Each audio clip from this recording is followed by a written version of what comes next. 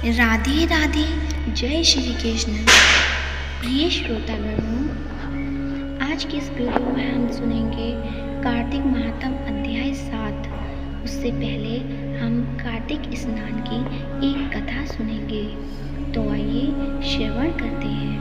बोलो कार्तिक महाराज की जय, लक्ष्मीपति नारायण की जय। एक गांव में गरीब बुढ़िया रहती थी। उसका अपना सगा कोई नहीं था। वो दिन रात कान्हा जी की भक्ति में लीन रहा करती थी और रोज सुबह गंगा स्नान करने जाती थी। उस निर्धन बुढ़िया की भक्ति से भगवान कृष्ण बहुत ज़्यादा खुश थे और वो खुद उसकी कुटिया की खिड़की पर एक कटोरे में खिचड़ी रखकर रोज चले जाते थे, जिसे कि वो बुढ़िया नहाकर आने के बाद खा लेती थी।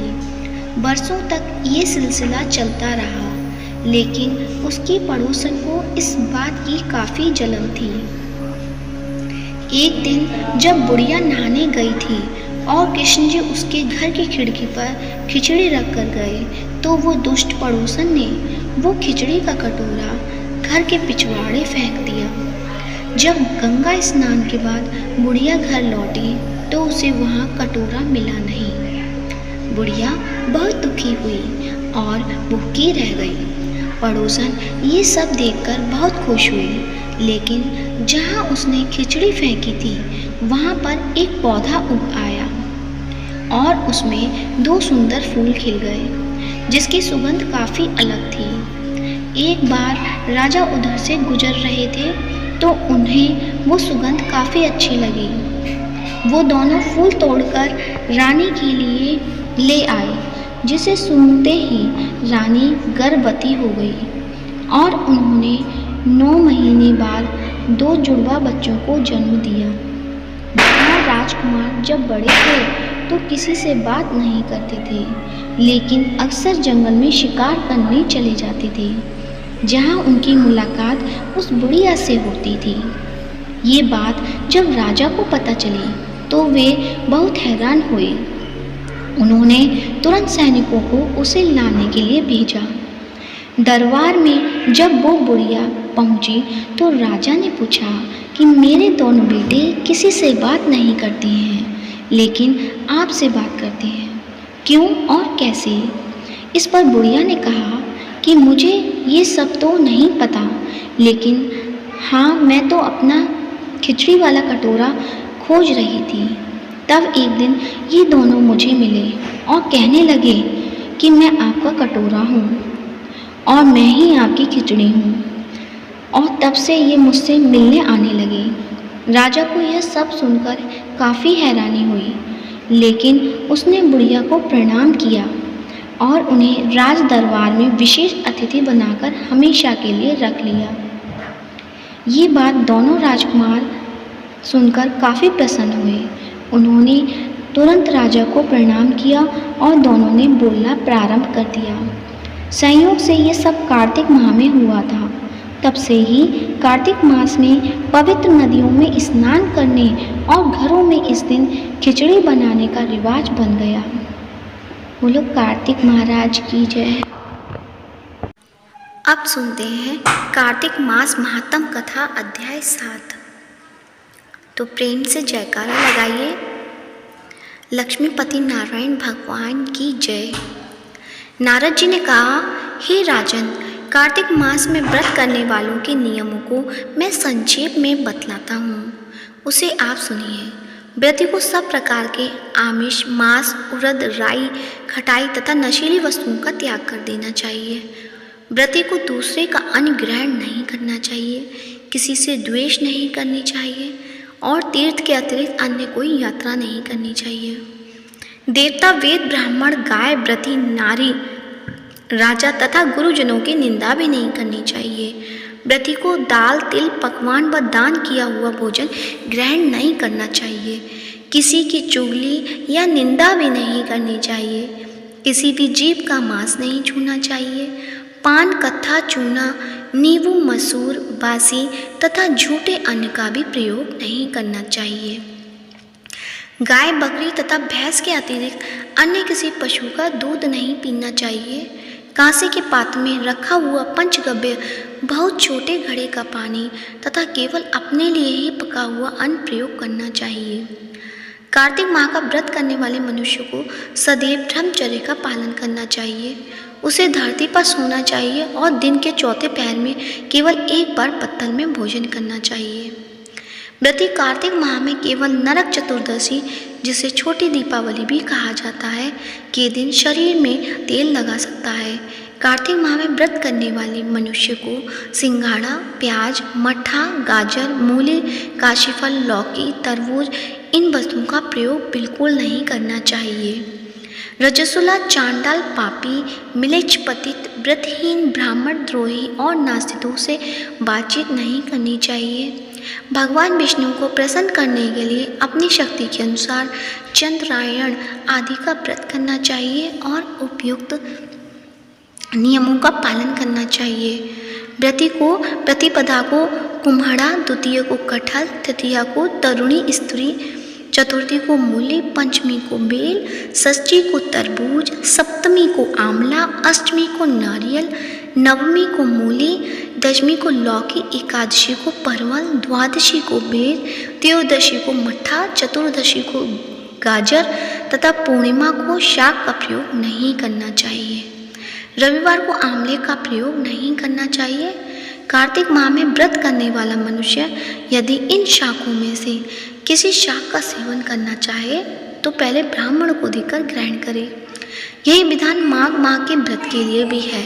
देवउत्थानी एकादशी में पहले कही गई विधि के अनुसार नित्य जागरण, गायन, वादन आदि करना चाहिए। इसको विधि पूर्वक करने वाले मनुष्य को देखकर यमदूत ऐसे भाग जाते हैं जैसे सिंह की गर्जना से हाथी भाग जाते हैं।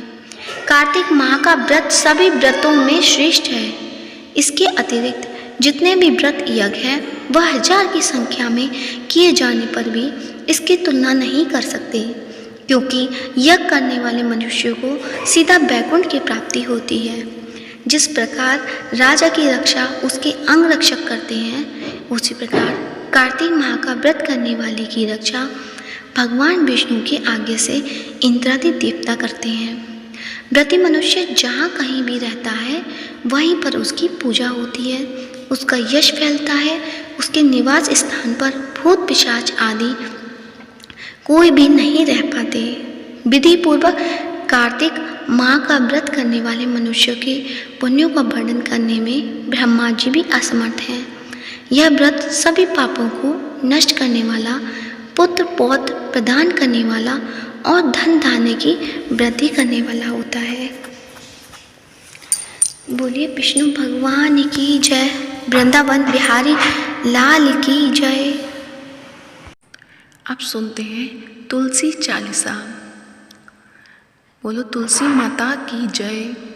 जय जय तुलसी भगवती सत्यवती सुखदानी, नमो नमो हर प्रियसी श्री वृंदावन गुण खानी, श्री हरि शीश विरजिनी देहु अमर वर अम्ब, जनहित है वृंदावनी अब न करहूँ विलम्ब।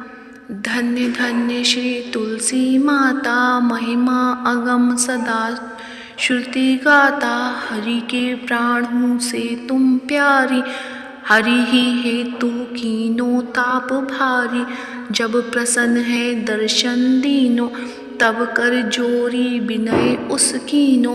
हे भगवंत कंत मम होहु, दीनन जानी जनी छाड़ा हूँ छोहु, सुनी लक्ष्मी तुलसी की वाणी, दीनो शाप कध पर आनी, उस अयोग्य वर मांगन हारी, हो बिटक तुम जड़ तनुधारी, सुनी तुलसी ही श्रप्यो ते ही ठामा करहूँ बास, तुहु नीचन धामा दियो बचन हरि तब तत्काला। सुनहु सुमुखी जाने होहु बिहाला। समय पाई ब्यो रोपाती तोरा। पूछो आस बचन सत मोरा।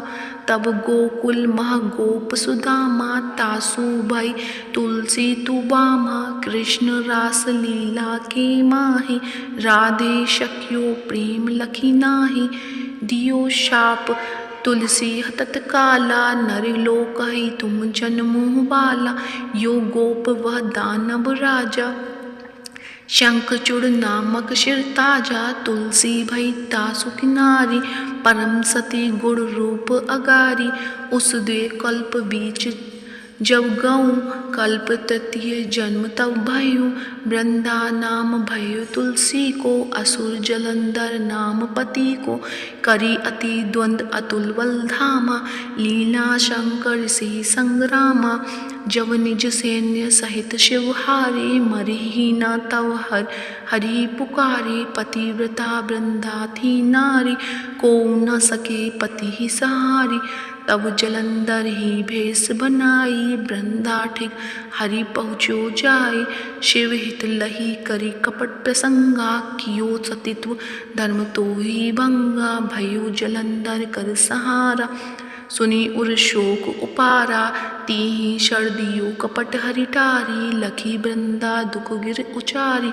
जलंधर जस हत्यो अभीता। सोई रावण तस हरि सीता। अस्प्रस्तर सम हृदय तुम्हारा। धर्म खंडी मम पति ही सहारा। यही कारण लही शाप हमारा। ओ बेतनु पाषाण तुम्हारा। सुनी हरि तुरत ही बचन उचारे। दियो श्राप बिना विचारे। लखियो ना निज करतूति पति को। छलन जहो जब पार्वती को। जड़मती तुहु अस जो जड़ रूपा। जगमह तुलसी बिटप अनूपा। दद्भ रूप हम शालिग्रामा। नदी गण की बीच ललामा। जो तुलसी दल हम ही चढ़ी हैं। सब सुख बोही परम पद पही है। बिनु तुलसी हरि जलत शरीरा। अतिशय उठत शीर उर्पीरा। जो तुलसी दल हरि शिर धारत। सो सहस घट अमृत ढारत। तुलसी हरि मन रंजनी हारी। रोग दोष दुख भंजनी हारी। प्रेम सहित हरि भजन निरंतर। तुलसी राधा में नाही अंतर। व्यंजन हो 56 प्रकारा। बिनु तुलसी दल ना हरि प्यारा। सकल तीर्थ तुलसी तरु छाई। लहत मुक्ति जन संशय नाही। कपि सुंदर इक हरि गुण गावत। तुलसी निकट सहस गुण पावत। बसत निकट दुर्वासा धामा। जो प्रयास ते पूर्व ललामा। पाठ करही जो नित नर नारी। होहि सुख भाषहि त्रिपुरारी। तुलसी चालीसा पढ़ी तुलसी तरु गृहधारी। दीपदान करी पुत्र फल पावहि बंध्यु नारी। सकल दुख दरिद हरिहार है। परम प्रसन्न अतिशय धन जन लड़ही। गृह बसहि पूर्णा अर्थ लाही। अभिमत फल जगत मह लाही। पूर्ण सब काम जय दल अपहि। तुलसी तह सहस बसी हरि राम। तुलसी महिमा नाम लखन। तुलसी सूत सुख राम। मानस चालीसा रचियो जग महा तुलसीदास। तो प्रेम से बोलिए तुलसी माता की जय। अब सुनेंगे तुलसी माता की आरती। तुलसी महारानी नमो नमो। हरि की पटरानी नमो नमो। धन तुलसी पूरन तप कीनो। शालिग्राम बनी पटरानी। जाके पत्र मंजरी कोमल। श्रीपति कमल चरण लपटाने। तुलसी महारानी नमो नमो। हरि की पटरानी नमो नमो। धूप दीप नैवेद्य आरती। पुष्पन की वर्षा बरसाने। 56 भोग क्षति सो व्यंजन। बिन तुलसी हरि एक न माने। तुलसी महारानी नमो नमो। हरि की पटरानी नमो नमो। सभी सखी मैया तेरो यस गावे। भक्त दीन जी जो महारानी। तुलसी महारानी नमो नमो। हरि की पटरानी नमो नमो। तो प्रेम से बोलिए तुलसी माता की जय। प्रिय भक्तजनों, इस वीडियो को ज़्यादा से ज़्यादा शेयर करें, लाइक करें और साथ ही मायरा वॉइस चैनल को सब्सक्राइब करें। विष्णु भगवान आप सबकी मनोकामनाएं पूर्ण करें। धन्यवाद।